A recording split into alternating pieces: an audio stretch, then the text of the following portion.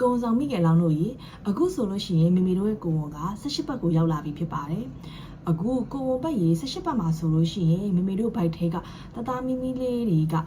ကောင်းကောင်းဖွံ့ဖြိုးနေပြီဖြစ်တဲ့အပြင်ကိုမိမိတို့အနေနဲ့လည်းထူးခြားတဲ့ခံစားမှုလေးတွေကိုခံစားရမှာဖြစ်ပါတယ်အဲ့တော့အခုဗီဒီယိုမှာမိမိတို့ကလေးလေးရဲ့ဖွံ့ဖြိုးတိုးတက်မှုမိမိတို့ခံစားရမယ့်လက္ခဏာလေးတွေနဲ့ကိုဝန်ဆောင်ကာလတွေမှာဆောင်ရန်ရှောင်ရန်လေးတွေကိုပြပြပေးသားမှာဖြစ်တဲ့အတွက်ကြောင့်မလို့အားလုံးပဲဆက်ကြည့်လိုက်ကြအောင်အားလုံးပဲမင်္ဂလာပါဒေါက်တာနိုရင်ဘလော့ကနေပြီးတော့ပြန်လည်ကြိုဆိုလိုက်ပါတယ်ရှင်အခုပထမအဆုံးအနေနဲ့မမေတို့ကလေးလေးရဲ့ဖွံ့ဖြိုးတိုးတက်မှုအကြောင်းကိုပြပြပေးပါမယ်မမေတို့ကလေးလေးကအခုဗိုက်ထဲမှာဆိုလို့ရှိရင်ငရုတ်သီးပွ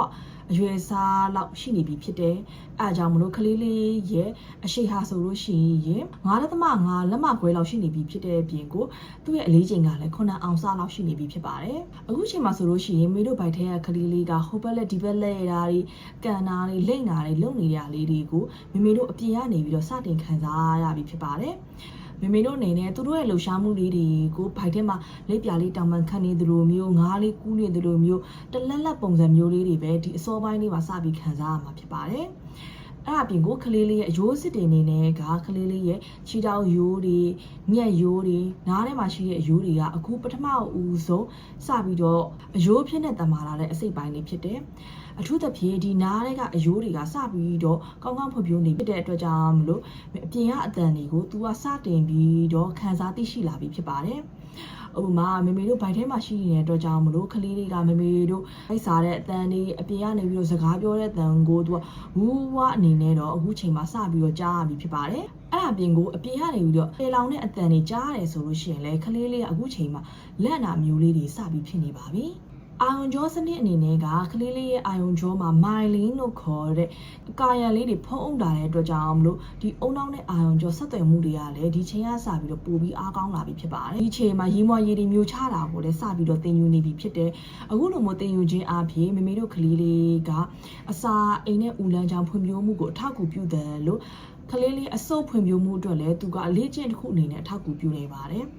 အဲ့ဒါပြင်ကိုကလေးလေးဒီလိုမျိုးရေမွှာရေမျိုးချတဲ့အတွက်ကြောင့်မလို့မိမိတို့ရဲ့ဘိုက်ထဲကရေမွှာရေပမာဏကိုလည်းထိန်းချုပ်သလိုမျိုးဖြစ်နေတယ်ဆိုပြီးတော့ပညာရှင်တွေကပြောတာရှိပါတယ်ဒုတိယချက်အနေနဲ့မိမိတို့စီမှာဖြစ်ပေါ်တဲ့လက္ခဏာလေးတွေကိုပြပေးမယ်အခုမိမိတို့ရဲ့ဘိုက်က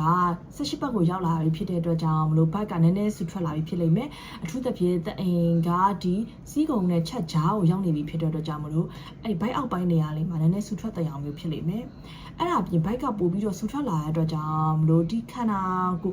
ပြောင်းလဲလာတာမို့လို့ဒီချိန်မှာခါနာတာမျိုးကိုစပြီးတော့ခံစားရနိုင်ပါတယ်သွေးပေါင်ချိန်နဲ့ကြတတ်ပါတယ်ဒီကာလမှာကိုယ်ဝန်ဆောင်ဟော်မုန်းတွေကြောင့်မိမိတို့ခန္ဓာကိုယ်တွင်းမှာရှိတဲ့သွေးလက်ပံမှုကပို့ပြီးတော့လောက်ရတဲ့အတွက်ကြောင့်မလို့သွေးဖိအားကျတာမျိုးတွေဖြစ်တတ်တယ်ဘလိုမျိုးလက္ခဏာတွေဖြစ်တယ်ဆိုရှင်မိမိတို့တစ်ချက်မိုက်ခနဲ့ဖြစ်တာတွေမူးဝေတာနဲ့ညလုံးပြဝါမျိုးလေးတွေကဒီကာလမှာဖြစ်တတ်တယ်နောက်ပိုင်းကလေးမွေးပြီးရဲ့အထီကိုဒီသွေးဖိအားနဲတာကဆက်လက်ဖြစ်ပေါ်နေတတ်တဲ့အတွက်ကြောင့်မလို့မိတို့ဒီကာလမှာသွားတာလာတာလေးတော့အဖော်လေးနဲ့သွားတာမျိုးဆိုပို့ပြီးတော့အဆင်ပြေပါလိမ့်မယ်နောက်တစ်ချက်ကကြတော့နှာခေါင်းသွေးယိုတာတဖုံးသွေးယိုတာနှာခေါင်းသွေးရှန်တာမျိုးတွေစိတ်နှောက်ချက်ဖြစ်စရာမျိုးလေးတွေလည်းကြုံတွေ့ရတတ်ပါတယ်ဒီလိုမျိုးနှာခေါင်းသွေးရှန်တာတွေတဖုံးသွေးယိုတာတွေကခန္ဓာကိုယ်တွင်းမှာသွေးလက်ပတ်မှုများတဲ့အတွက်ကြောင့်မလို့ဖြစ်လာတာပါအဲ့အကြောင်းမလို့အရင်တော့စိုးရိမ်စရာမရှိပါဘူးကျွန်မအရှိတ်ဘက်တွေကပြောထားတဲ့အတိုင်းဒီကာလမှာမမေတို့အိပ်ရတာနည်းနည်းပို့ပြီးတော့ခက်ခဲလာလိမ့်မယ်အဲ့တော့ဖြစ်နိုင်လို့ရှိရင်ကာလမှာဘေးဆောင်ပြီးတော့အိပ်တာလေးပို့ပြီးတော့တင်တော့ပါတယ်ဆောင်းရှောင်းလေးတွေဆက်ပြီးပြပေးမယ်အခုဒီကာလမှာမမေတို့ကလေးလေးကအယိုးတွေကတန်မာလာပြီးဖြစ်တဲ့အတွက်ကြောင့်မလို့သူတို့အတွက်ကယ်လ်ဆီယမ်ဓာတ်များများရအောင်မမေတို့ကကယ်လ်ဆီယမ်ဓာတ်ပါတဲ့အစားအစာတွေများများစားပေးတဲ့နဲ့ဥပမာနွားနိုးတို့ဒိန်ဂျင်တို့အစိမ်းရောင်ပါတဲ့ဟင်းသီးဟင်းရဲလေးတွေကိုဒီကာလမှာတော့စားပြအောင်စားပေးပါနောက်တစ်ချက်ကကြတော့ဘေဘီလေးနဲ့အခုချိန်မှာစကားပြောလို့ရပါပြီမေမေတို့အတန်ဖြင့်ဖေဖေတို့ဖူးဖူးဖွားဖွားတို့အတန်လေးတွေလည်းသူကြားဘူးလေးရှိအောင်လို့အခုချိန်မှာဘိုင်နားမှာကပ်ပြီးတော့စကားပြောတာမျိုးလေးတွေစာအုပ်ဖတ်ပြတာမျိုးတွေတချင်းဆိုတာမျိုးလေးတွေကိုအခုချိန်မှာစပြီးတော့လုပ်ပြီးလို့ရပါတယ်ဒါအရင်သိတာပါတယ်ကျွန်မဘိုက်တုံးကလည်းဆိုပြတဲ့တချင်းလေးတွေကိုသူမွေးလာတဲ့ချိန်မှာအဲ့တချင်းလေးတွေပြန်ဆိုပြလို့ရှိရင်တိတိတတ်တာတခြားချိန်ထက်စာရင်ပို့ပြီးတော့ငြိမ်တာမျိုးတွေ့ရပါတယ်ရှောင်ရံလေးတွေကိုပြပေးမယ်အခုကာလမှာတော့ပလက်အိတ်တာမျိုးကိုသိအားမပေးပါဘူးဘာလို့လဲဆိုတော့ပလက်အိတ်လို့ရှိရင်သွေးကြောမယူဖိပြီးတော့အမောဖောက်တာတွေတက်ရှူမွားတာမျိုးလေးတွေဖြစ်နိုင်လို့ပါနောက်တစ်ချက်ကကြတော့မတက်ကြကြရက်တာကိုရှောင်ပေးပါမေမေတို့ဒီကာလအစပြီးတော့ကိုဝန်ဆောင်ပြီးရဲ့ဒီ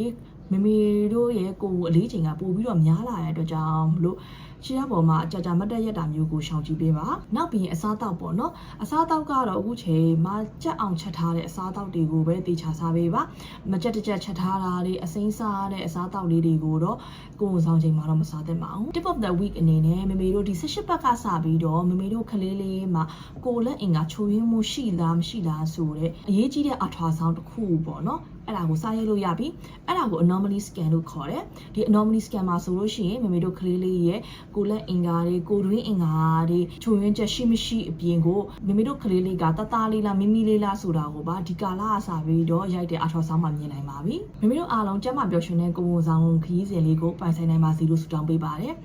အားလုံးပဲမေးစရာမေးခွန်းများရှိတယ်ဆိုလို့ရှိရင်เนาะအောက်က comment box မှာဖြစ်ဖြစ် message မှာဖြစ်ဖြစ်ကျွန်မကိုမေးခွန်းလေးတွေချန်ထားလို့ရပါတယ်ကျွန်မတောက်ကြစနေတနင်္ဂနွေည9:00နာရီနောက်ပိုင်းအလင်းသိလို့ဖြေထားပေးပါမယ်ရှင်အားလုံးပဲကိုယ်ဆောင်ကျမ်းမာရေးမိခင်တွေကလေးကျမ်းမာရေးကလေးကျမ်းမာရေးအမျိုးသမီးကျမ်းမာရေးဘူးတုဒ္ဒတွေသိချင်တယ်ဆိုလို့ရှိရင်เนาะကျွန်မရဲ့ channel လေးကို like and subscribe လုပ်ထားလို့ရပါတယ်ရှင်အားလုံးကိုကျေးဇူးတင်ပါတယ်